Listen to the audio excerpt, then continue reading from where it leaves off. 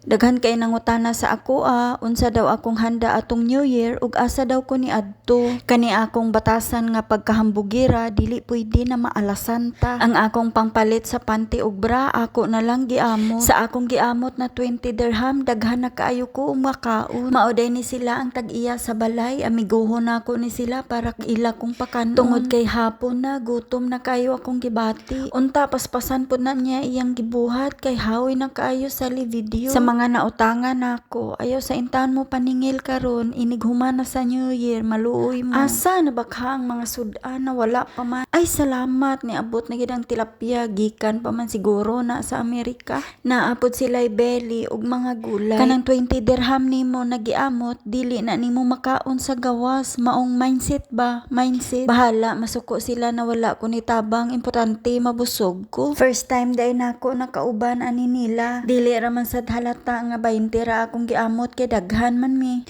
Hay salamat, hapit na ginila na human kay gutom na gid kaayo. Kaldero na akong pananaw. La. Wow! Naguol pa sila nga dili daw siguro igo ang kanon. Kasi yan. Maabtan man pud siguro ta next year para makakaon ani.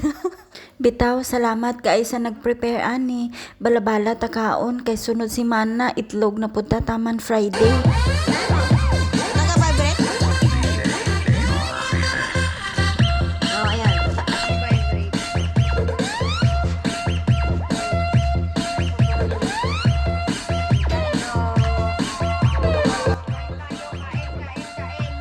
Maayo ning magpatidli tag busog para tibuok tuig putang busog.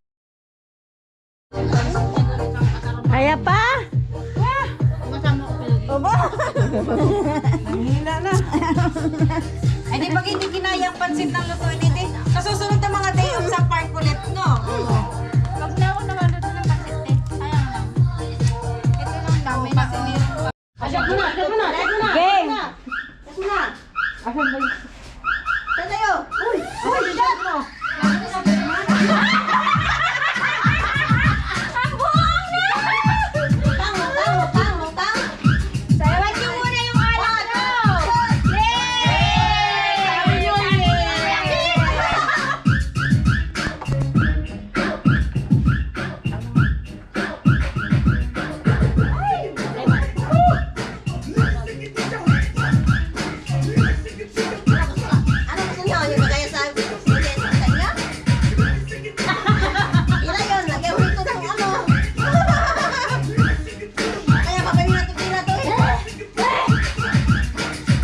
Kung maura to, unta happy sad inyong New Year.